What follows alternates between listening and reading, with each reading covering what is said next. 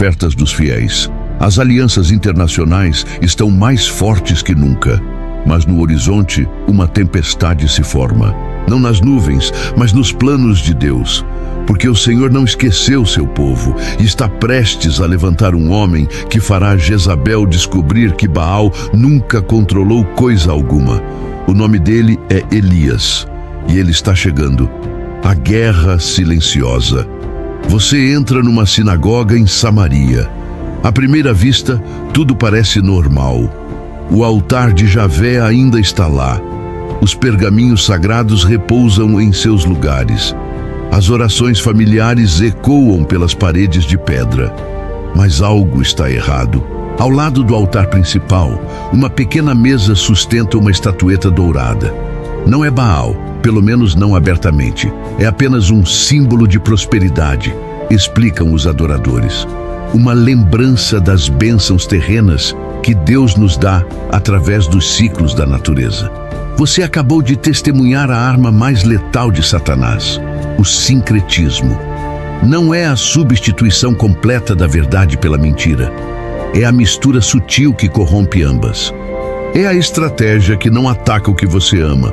Ela simplesmente adiciona elementos que parecem inofensivos até que você não consiga mais distinguir onde termina a adoração verdadeira e onde começa a idolatria. Israel não acordou uma manhã e decidiu abandonar Javé por Baal. Isso jamais teria funcionado. Em vez disso, acordaram todas as manhãs, fazendo pequenos ajustes, pequenas concessões, pequenas adições que não faziam mal a ninguém. A primeira família israelita que colocou um amuleto de Baal na porta de casa não estava rejeitando Deus, estava apenas sendo prudente. Afinal, se Baal realmente controlava as chuvas locais, que mal haveria em mostrar um pouco de respeito? O primeiro agricultor que participou de um ritual cananeu não estava traindo sua fé. Estava aprendendo com os especialistas locais. Se eles sabiam técnicas agrícolas que funcionavam, por que não incorporá-las? A primeira mãe que cantou uma oração a Azerá sobre a fertilidade não estava abandonando Javé. Estava cobrindo todas as bases.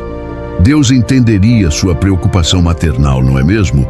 E assim, família por família, geração por geração, a linha entre o santo e o profano foi sendo apagada. As festas israelitas começaram a incorporar elementos cananeus. É apenas para torná-las mais atrativas ao povo, justificavam os líderes religiosos.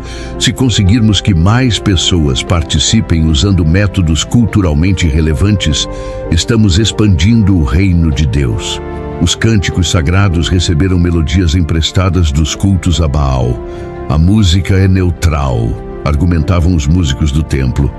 O que importa é a letra, não a melodia, e essas melodias são muito mais cativantes. Até mesmo as orações começaram a incluir pedidos por bênçãos de fertilidade e favor dos céus, linguagem que podia se referir tanto a Javé quanto a Baal, dependendo de quem estava ouvindo. O resultado foi devastador. Uma geração inteira cresceu sem conseguir distinguir claramente entre a adoração ao Deus verdadeiro e os cultos pagãos. Para eles, religião era religião. Todos os deuses queriam ofertas, todos prometiam bênçãos, todos exigiam rituais. A diferença entre servir ao Criador do universo e curvar-se diante de imagens criadas por mãos humanas havia se tornado irrelevante. Pais ensinavam a seus filhos a orar tanto a Javé quanto a Baal, para garantir que todas as bases estivessem cobertas. Maridos construíam altares familiares que honravam múltiplas divindades, para manter a paz doméstica, quando as esposas vinham de famílias cananeias.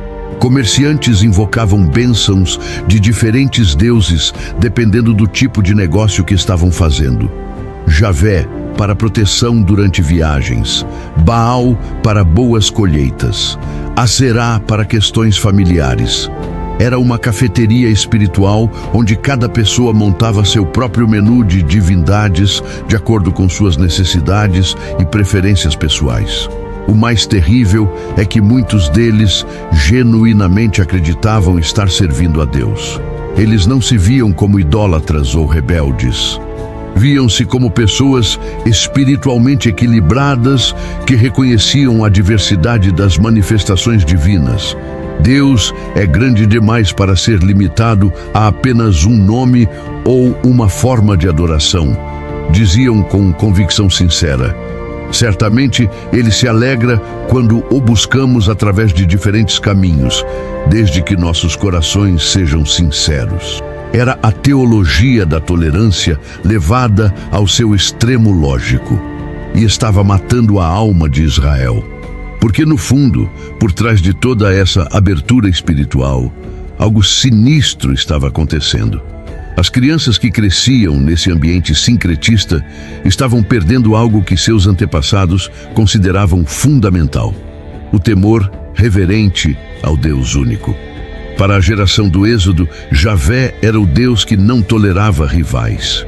O Deus diante de quem montanhas tremiam e mares se dividiam.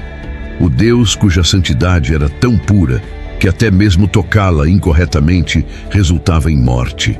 Para a geração sincretista, Deus era um conceito flexível, uma força cósmica benevolente que se manifestava através de várias formas culturais. Um Pai celestial compreensivo que entendia as limitações humanas e não se importava com detalhes rituais desde que as intenções fossem boas. A diferença não era apenas teológica, era existencial. O Deus do Sinai exigia transformação total. O Deus do sincretismo apenas pedia inclusão em um catálogo espiritual já existente. O Deus de Abraão chamava pessoas para deixar tudo e seguir um caminho radical de fé. O Deus da mistura oferecia melhorias graduais para a vida religiosa que as pessoas já tinham. O resultado era previsível, uma religiosidade que parecia vibrante na superfície, mas que havia perdido completamente seu poder transformador. Famílias inteiras participavam de múltiplos cultos, cantavam hinos emocionantes, ofereciam sacrifícios generosos e se consideravam muito espirituais. Mas suas vidas cotidianas eram indistinguíveis das vidas dos pagãos ao redor. A mesma corrupção, a mesma injustiça, a mesma busca por prazer e poder, a mesma ausência de amor genuíno pelos pobres e necessitados. A religião havia se tornado um verniz cultural aplicado sobre corações que permaneciam fundamentalmente inalterados. E foi nesse cenário que Deus decidiu que chegara a hora de uma demonstração de poder que cortaria através de todas as confusões teológicas como uma espada atravessando seda. Elias estava prestes a forçar Israel a enfrentar uma pergunta que o sincretismo havia enterrado. Existem realmente muitos deuses ou apenas um? No Monte Carmelo não haveria meio termo. Não haveria mistura, não haveria tolerância mútua, haveria apenas fogo do céu ou silêncio mortal. E uma nação inteira descobriria que alguns aspectos da realidade não podem ser negociados. Continuando, o levante de Elias, Monte Carmelo. Um homem solitário caminha entre 450 profetas furiosos. Seus pés pisam firmemente sobre pedras que em breve testemunharão o maior confronto espiritual da história antiga. Ele ergue os braços ao céu e clama com voz que corta o ar como trovão. Responde-me, Senhor. O fogo explode dos céus como se toda a ira divina estivesse concentrada num só lugar. As chamas consomem não apenas o sacrifício, mas cada mentira que sustentou Israel por décadas. 450 homens caem de joelhos. Uma nação inteira grita: "O Senhor é Deus!" Mas como chegamos até aqui? Quem é esse homem que desafia um reino inteiro? E por que Deus escolheu justamente ele para enfrentar o poder de Baal? A resposta está enterrada nas montanhas de Gileade, onde um homem simples se tornou a maior ameaça que Jezabel já enfrentou. Tisbe, uma aldeia que mal aparece nos mapas. Pedras, cabras e silêncio. Foi desse lugar esquecido que Deus tirou sua arma secreta contra os altares de Baal. Não um príncipe, não um sacerdote, não um general. Um homem das montanhas que conhecia apenas duas coisas: oração e obediência. Elias cresceu ouvindo histórias que a maioria de Israel havia esquecido. Histórias do mar que se abriu, do fogo que desceu no Sinai, da nuvem que guiou o povo pelo deserto. Enquanto Samaria dançava diante de ídolos dourados, Elias meditava nas promessas de um Deus que não divide sua glória com ninguém. Ele não sabia que estava sendo preparado para uma guerra. As montanhas de Gileade se tornaram sua escola. Ali, longe dos altares mistos e das liturgias sincretistas, Deus forjou um homem que não conhecia meio termo. Para Elias, existia apenas Javé. Qualquer outra adoração era traição. Qualquer concessão era apostasia. Essa simplicidade radical se tornou sua maior força. Enquanto os sacerdotes de Samaria debatiam teologia comparativa e os profetas da corte negociavam alianças políticas, Elias aprendia algo infinitamente mais perigoso: como orar até que os céus se movam. Suas orações não eram diplomáticas, não eram politicamente corretas, eram como marteladas na bigorna do céu. Senhor, clamava nas madrugadas frias de Gileade, até quando teu povo claudicará entre dois pensamentos? Mostra-lhes que tu és Deus. Deus ouviu e respondeu de uma forma que ninguém esperava. A palavra do Senhor veio até Elias como fogo líquido correndo em suas veias. Vai, apresenta-te diante de Acabe e dize-lhe que não haverá chuva nem orvalho, senão segundo a minha palavra. Imagine o choque. Baal era adorado precisamente como o controlador das chuvas. Todo o sincretismo de Israel se baseava na ideia de que Javé controlava guerras, mas Baal controlava o clima. E agora Deus ordenava que seu profeta declarasse guerra exatamente nesse território. Era genial, era terrível. Era a assinatura de um Deus que não tolera rivais. Elias desceu das montanhas como uma tempestade humana. Não veio com exércitos, não veio com ouro, não veio sequer com credenciais oficiais. Veio apenas com uma palavra que faria tremer os pilares de Samaria. Acabe estava em seu palácio quando um homem selvagem irrompeu pelos corredores. Cabelos longos, roupas rústicas, olhos que queimavam com fogo celestial. Os guardas nem conseguiram detê-lo. Havia algo naquele homem que fazia leões recuarem. Vive o Senhor, Deus de Israel, perante cuja face estou, declarou Elias com voz que cortou o ar do palácio como lâmina afiada.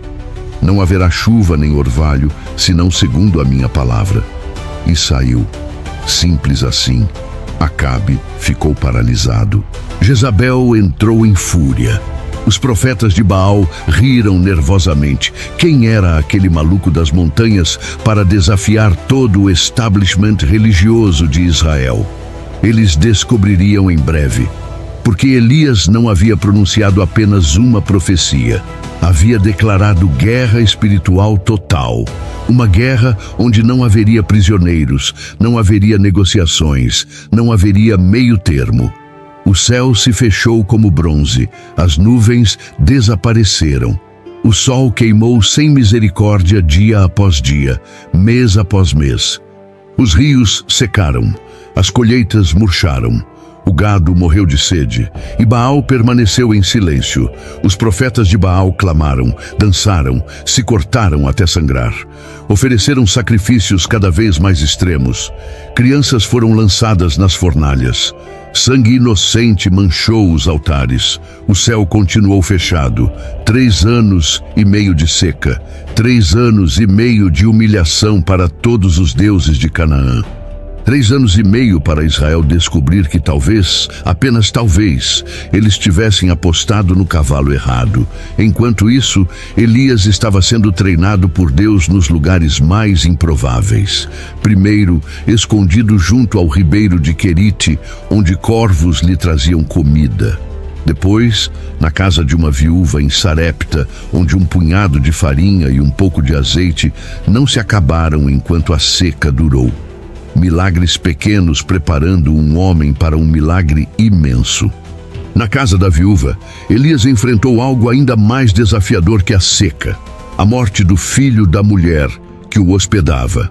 Ali, longe dos holofotes de Samaria, Deus ensinou seu profeta que a verdadeira batalha não era apenas contra Baal, mas contra toda a força que se opõe à vida.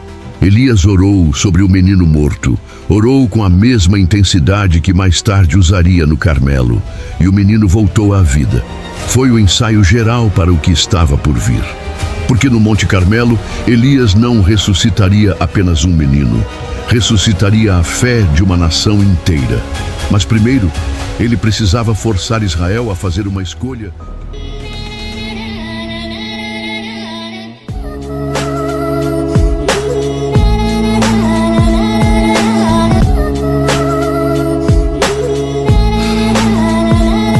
Descorre o rosto, gosto amargo de uma profissão de fé. Coração que aperta e flerta com a vontade de gritar. Ouço vozes no deserto clamando uma viva lista, mas dessa vez eu sei que não é a de João Batista. Toma a pista, arrisca agora 21 nomes.